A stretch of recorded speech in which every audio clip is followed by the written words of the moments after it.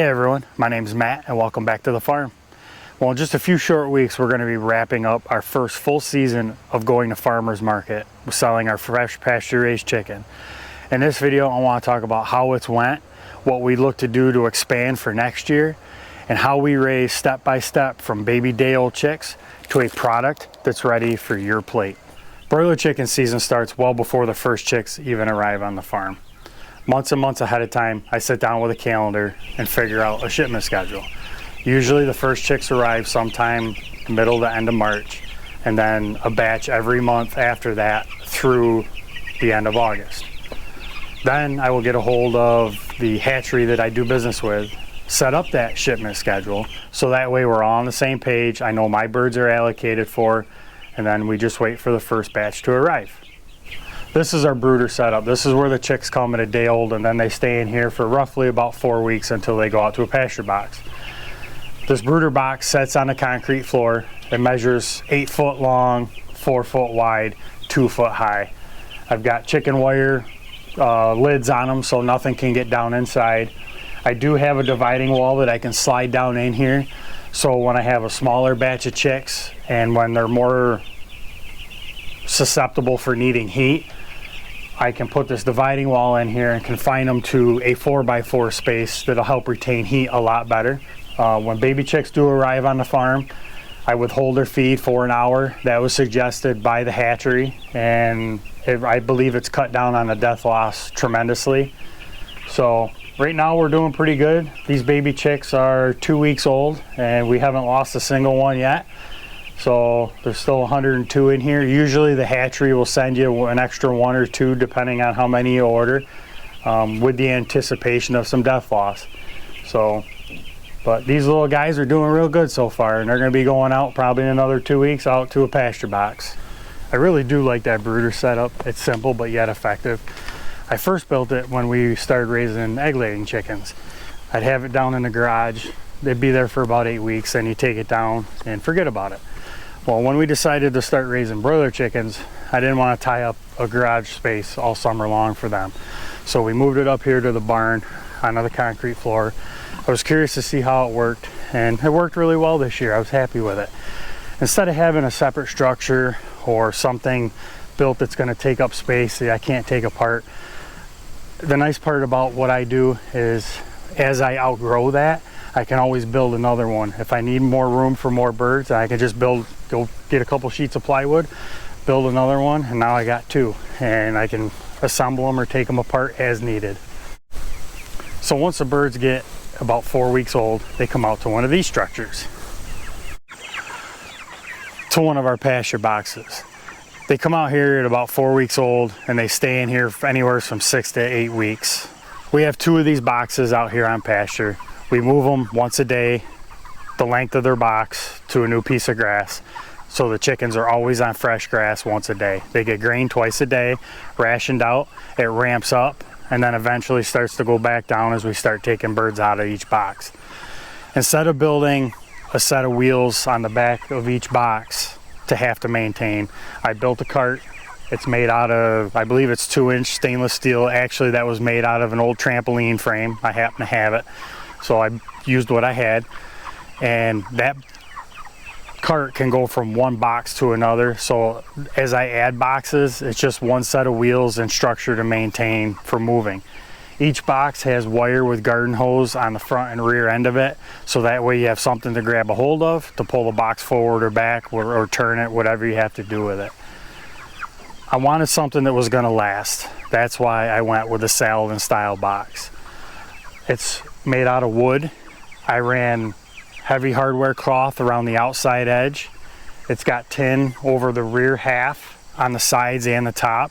I have the front half has chicken wire on top because really didn't see the need for anything heavier than that on top. And then the lid part of it is tin.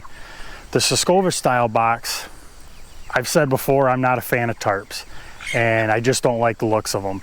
They sit really high. Those tarps only last so long. Usually they're made out of PVC or some sort of aluminum that you got to bend. And yeah, they're nice, you can walk in them, but I don't like the looks of them. Like I said, I don't like tarps. I don't like the looks of tarps, so I try to use as little tarps as possible. I've had no problems with either box. Now, one thing I will say, this box, when I built it, this is the original box. I built a removable lid on the top where the chicken wire is. I thought that was a way to go. I don't know. The other box, this section is not removable. It has a couple braces that tie it together. This brace is positioned specifically on purpose in order for this 5-gallon pail to sit right on top. So that way the chicken wire isn't taking any of the weight of the full 5-gallon pail of water. And as far as getting the chickens out of here, I've had no problems. The morning I'm ready to get chickens out of here, I withhold their feed until I get my cart out here that I put them in to haul them to where I butcher them. Then I'll put a little bit of feed in, and they want to flock right to the feeder. Then I pretty much have the pick of whatever chickens I want, because they're more worried about eating that feed in the feeder than they are of me. So what do we use as far as hardware out here for feeding water for our broiler chicks? Well, we use a Poisson drinker. It's a gravity flow drinker. You fill a 5-gallon pail, there's a hose hooked to it, and the water comes out as needed. Works really well. The other thing we use are these 4-foot feeders. These are homemade. I made this out of 1x2 rough cut lumber, and then just a small piece of plywood cut on each end, and then there's a piece of vinyl eave trough in here that I screwed to it. I've got 2 of these, and they work great.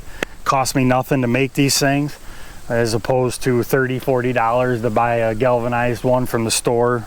So when you're constantly moving chicks around on the farm, whether it be from the brooder out to the pasture box or from the pasture box down to where we butcher, you got to have a way to move them. So I got this idea from Pete from Just a Few Acres. I built this a couple years ago. Why reinvent the wheel? When you see something that works and makes sense to you, you know, why not? So I built this. It has a 3rd wall in it, so I can pull the wall back to get the chicks back to me. It has a lid that you can flop over for easy access. Very simple. I hook it behind a tractor and I can load as many chicks in there as I need. This used to be a cart that I used to haul around that had water tanks on it for watering the animals before I started running garden hoses everywhere. So I repurposed it into doing this, and it's worked very flawless. I've had no problems with it. And like I said, why reinvent the wheel when you find something that works? Okay, so now the chicks are of age to where we're ready to butcher them. We go out with a cart, we load up the ones we want, we bring them down, and then we butcher them. New York State has what they call the New York State Small Farm Poultry Exemption, where we are allowed to process up to 1,000 birds a year on our farm under strict guidelines, cleanliness, record keeping, and a bunch more. Trust me, I've been through it 3 or 4 times just to make sure I have everything correct. So that allows us to be able to process our own birds here on the farm, then head to the farmer's market and sell how we would like. So after we butcher, our final product ends up in here. Of course, we have whole birds and half birds. We have leg quarters. We have drumsticks and wings. We have thighs. And finally, bone-in and boneless breasts, which we do not have many of. So our process for butchering chicken starts on Friday. We butcher, the chicken goes in the refrigerator, and then we load up Saturday morning with both fresh and frozen, depending on what our stock is week to week. And then we go to the market, and whatever we don't sell comes home, gets put in the freezer, and we start the process over again the following week. So just how is farmer's market going? It's going pretty good. Overall, I can't complain. The market we go to is your typical small town summer farmer's market. It's primarily made up of vegetable produce growers. There are some artisans, a few bakers, but other than that, it's pretty much vegetable stuff. We're the only meat vendor there. There was somebody last year that sold beef. For whatever reason, they didn't come back this year. From what I heard, it had nothing to do with the market itself. So our sales have been pretty steady. We get some repeat customers and we get new customers every week. And it just seems to always vary. There's no consistency really to it at all. So next year we're looking into expanding to another market as well. Kind of the same deal, another small town farmers market we don't have any great big large year-round markets right here in the area to go to. So this is our big sales for the year, where we make money with the chicken and eggs at least, and we're hoping to be able to bring some of those customers to us. We've had a lot of inquiries about it, so we'll just have to see where this winter goes as far as that. We're going to have some freezer stock, some planned freezer stock, so I think we'll be all right. So that's how we raise our chickens. Am I going to do anything different next year? No, I don't think so. I think everything's going to pretty well stay the same. I'm happy with how we're doing things, but you never know. Next year's a new year. So if you enjoyed this video and found it informative, give it a thumbs up. If you like our channel, as always, we ask you to subscribe. We hope you have a great rest of your day. We'll see you next time.